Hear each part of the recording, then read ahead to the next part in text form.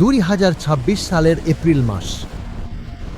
বিশ্ব আরেকটি বড় সংঘর্ষের দিকে এগিয়ে যাচ্ছে এমন দিনগুলো। পূর্ব সেক্টরে হুমকির স্তর বাড়ছে। ঠিক আছে, রিসোর্স দিচ্ছি।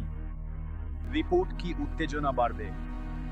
শত্রু দেশের রিবজে এমন পাহাড়ি এলাকায় যেখানে যে কোনো মুহূর্তে মৃত্যু লুকিয়ে আছে, সেখানে একজন আমেরিকান বিমান বাহিনীর অফিসার একা পড়ে গেছেন। আমেরিকান সেনাবাহিনীর F-15 যুদ্ধবিমান ইরানে গুলি খেয়ে ভেঙে পড়ার ঘটনা শুধু একটি দুর্ঘটনা ছিল না, বরং আধুনিক ইতিহাসের সবচেয়ে জটিল ও নাটকীয় উদ্ধার অভিযানের সূচনা ছিল। নিজের জীবন বাঁচাতে ৩৬ ঘন্টা প্রকৃতি আর শত্রুদের সঙ্গে লড়াই করা এক সৈনিকের অবিশ্বাস্য কাহিনী এটি।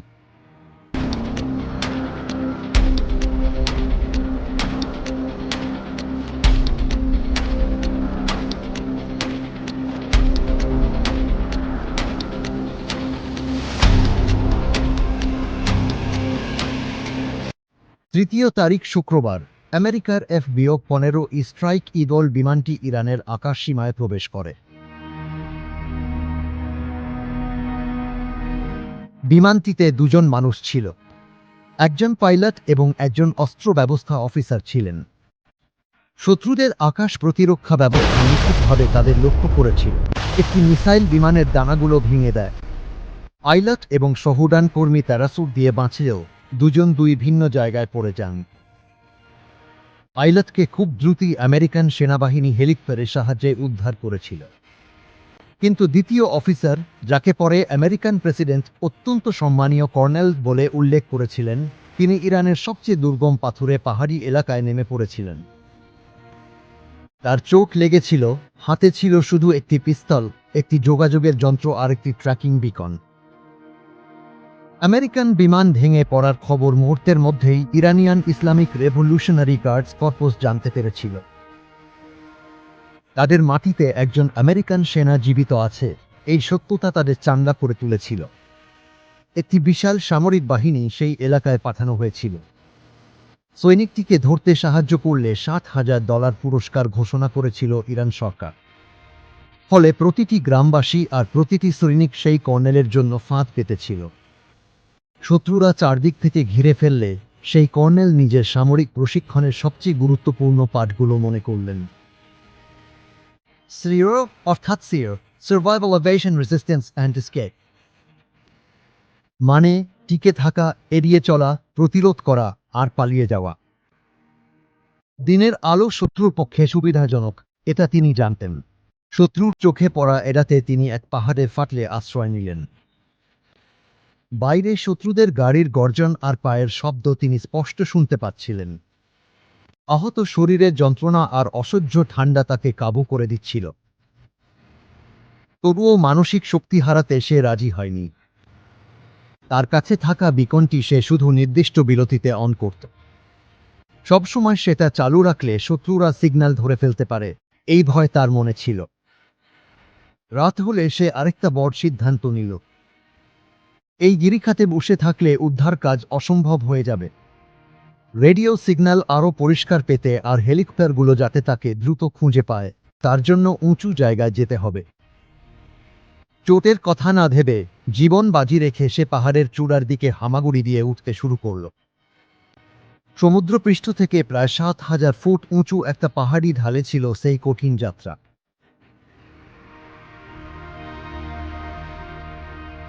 কর্নেলের বিকন সিগন্যাল আমেরিকান সেনাবাহিনী পেয়েছিল। সে কোথায় আছে সেটা তারা ঠিকঠাক জানত, কিন্তু সেখানে পৌঁছে তাকে উদ্ধার করা একেবারেই অসম্ভব ছিল, কারণ ইরানিয়ান সেনাবাহিনী পুরো এলাকাটা ঘিরে রেখেছিল। একটা বড় সামরিক অভিযান চালালে সেটা বড় যুদ্ধের দিকে নিয়ে যাবে, আর সৈনিকের জীবনও ঝুঁকিতে পড়বে। এখানেই আমেরিকান গুপ্তচর সংস্থা সে তাদের কৌশল ঠিক করল। তারা একটা ভুজা খবর তৈরি করল। হারিয়ে যাওয়া আমেরিকান সৈনিককে অন্য এজেন্টের মাধ্যমে ইতিমধ্যেই সীমান্ত পার করে উদ্ধার করা হয়েছে, এরকম একটা গুজব চেয়ে ইরানিয়ান গোয়েন্দা নেটওয়ার্কে ছড়িয়ে দিল। এটা ইরানিয়ান সেনাবাহিনীর মধ্যে ব্যাপক বিভ্রান্তি সৃষ্টি করল। পর্বতমালায় অনুসন্ধান চালাচ্ছিল এমন অনেক দলকেই ইরান ফিরিয়ে নিল বা সীমান্তে সরিয়ে দিল। এই কৌশল আমেরিকার জন্য সবচেয়ে মূল্যবান জিনিসটাই এনে দিল, সময়। এপ্রিল 5 তারিখ, রবিবার ভোরে সুযোগের জন্য অপেক্ষা করছিল। আমেরিকান প্রতিরক্ষা সদর দপ্তর থেকে গ্রিন সিগন্যাল পাওয়া গেল। আমেরিকান ইতিহাসের অন্যতম সবচেয়ে জটিল উদ্ধার অভিযান শুরু হতে চলেছে। যে কোনো প্রতিরক্ষা ভেঙে দিতে সক্ষম অত্যাধুনিক অস্ত্রশস্ত্রে সজ্জিত ডজন ডজন যুদ্ধবিমান আকাশে নিরাপত্তার চাদর বিছিয়ে দিল।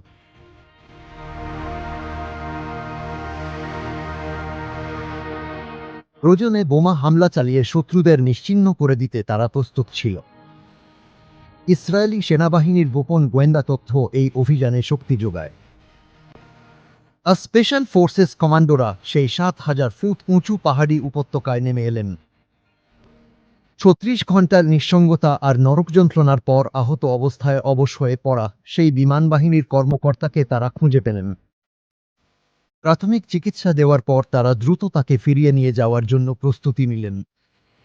কিন্তু ঘটনাগুলো সেখানেই শেষ হয়নি। উদ্ধার করা কর্মকর্তাকে নিয়ে উড়ে যাওয়ার জন্য প্রস্তুত থাকা বিমানের একটিতে হঠাৎ প্রযুক্তিগত সমস্যা দেখা দিল।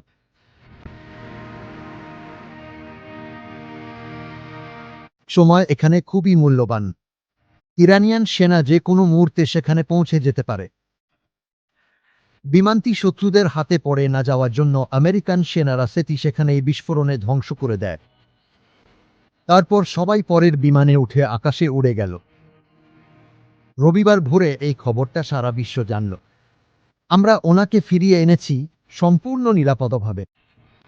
একজন মানুষের জীবনের জন্য একটা দেশ কতটা মূল্য দেয় তার সবচেয়ে বড় উদাহরণ হিসেবে এই ঘটনাটি ইতিহাসে জায়গা করে নিল।